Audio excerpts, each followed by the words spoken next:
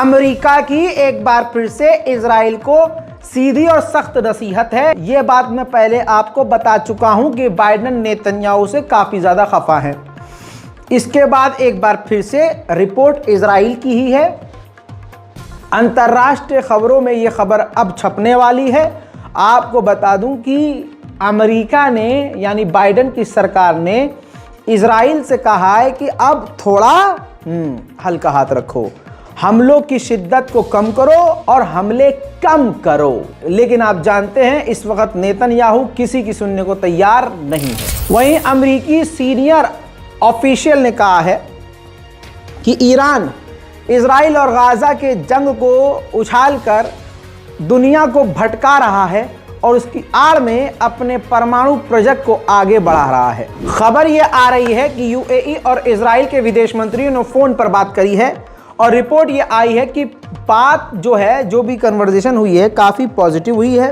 Gaza के मुद्दे पर बात हुई है, लेकिन बात का रिजल्ट क्या है उसका इंतजार है। इजराइल के कट्टरवादी नेता ने साफ तौर से लेबनान पर एक बार फिर से हमला करने की हिदायत दी है। वहीं दोस्तों, जिस बात का जिक्र मैं पिछले 15 दिनों से कर रहा हूं, अब उसके आंकड़े आ चुके हैं।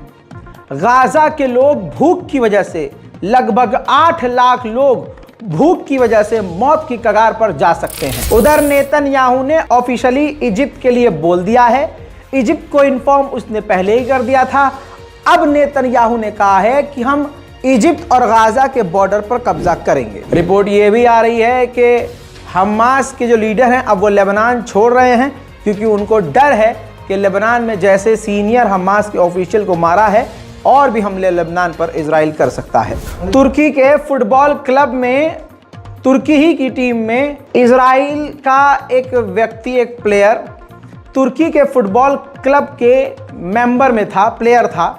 उसने मैच के दौरान तुर्की के अंदर ये साइन दिखा दिया, जिसके अंदर उसने जो गाजा इजराइल की जंग को 100 दिन हुए हैं उसको पोक करते हुए, गाजा के लोगों को पोक करते हुए दिखाया कि 100 दिन जंग को हो गए हैं और फिलिस्तीन के खिलाफ साइन करते हुए उसने इजराइल का सपोर्ट किया है, जेनोसाइड का सपोर्ट किया है। जिसके बाद तुर्की के फुटबॉल क्लब ने तुरंत प्रभाव से लात मारकर उस प्लेयर को निकाल दिया है। इन्वेस्टिगेटिव रिपोर्ट के बाद खुलासा यह हुआ है कि यमन के हूथीज के ऊपर सैकड़ों हमले होने के बाद भी, और जो अभी भी हमले हो रहे हैं, इन तमाम हमलों के बाद भी हूथीज की ताकत बहुत ज़्यादा है और अभी भी वो किसी भी तरह का हमला करने के लिए कैपेबल हैं। आज की ही किसी रिपोर्ट में मैंने जो बात बोली थी, हाथों हाथ वो साबित हो रही है। बता दूं कि अमेरिका के अंदर पोल के दौरान बाइडेन पूरे अमेरिकियों का सपोर्ट खो चुके हैं। कहा जा रहा है कि पिछले 15 सालों में किसी भी राष्ट्रपति का इतना विरोध नहीं हुआ है जितना विरोध बाइडेन का हो रहा है। उधर ये छोटी सी एक तस्वीर देखिए, हमास अभी भी एक्टिव है और इजराइल के ऊपर उसने रॉकेट फायर किए हैं। उधर आयरलैंड में फिलिस्तीन के समर्थन में प्रदर्शन हो रहा है।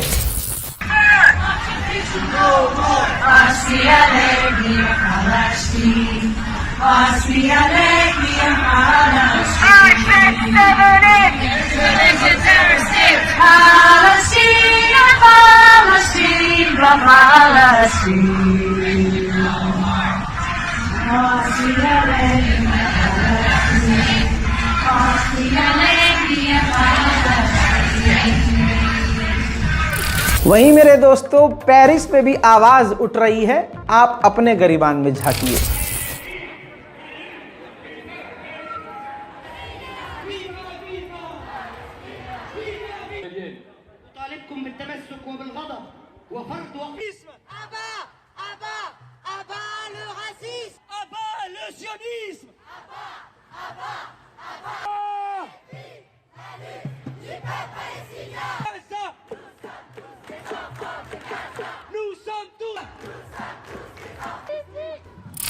उधर अमेरिका के वॉशिंगटन डीसी में आज फिर से प्रदर्शन।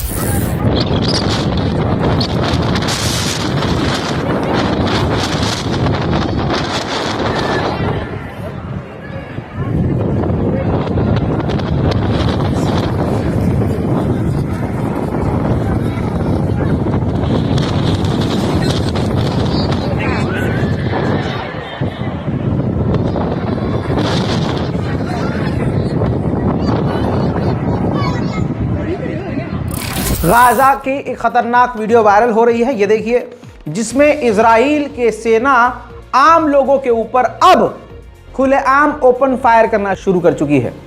अब दोस्तों खुलेआम नंगा हो चुका है इजराइल और अब खुल्लम खुल्ला ओपन फायर यानी सीधा जेनोसाइड पर उतर आया है इजराइल। उधर इंटरनेशनल रिपोर्ट के अनुसार गाजा का पूरा हेल्थ इंफ्रास्ट्रक्चर इजराइल गिरा चुका है। अब वहां किसी भी तरह का कोई इलाज नहीं हो सकता। बड़ी रिपोर्ट, गल्फ ऑफ एडन के समुद्री इलाके से अमेरिका के 2 नेवी सीनियर ऑफिसर लापता हो गए। अब अमेरिकी रिपोर्ट इस टीवी चैनल पर बताया गया अमेरिका के द्वारा ही कि वो दोनों ऑफिसर तैनात थे ईरान और यमन पर नजर रखने के लिए। ईरान से जहाज जा रहा था हथियारों से भरकर यमन की तरफ। उन दोनों नेवी के अफसरों ने रोकने की कोशिश करी, जिसके बाद से ही वो लापता हैं। यानी इल्जाम ईरान और यमन पर आ गया है कि उन्होंने अमेरिकी 2 नेवी अफसरों का कत्ल कर दिया है। मेरे दोस्तों, इजराइल और गाजा के कॉन्फ्लिक्ट्स की ताज़ा जानकारी में फिलहाल के लिए इतना ही। चैनल को सब्सक्राइब करना मत भूलिएगा। इस रिपोर्ट को जितना हो सके शेयर कीजिए। मैं हूं रजा और आप देख रहे थे रजाग्राफी। जय हिंद।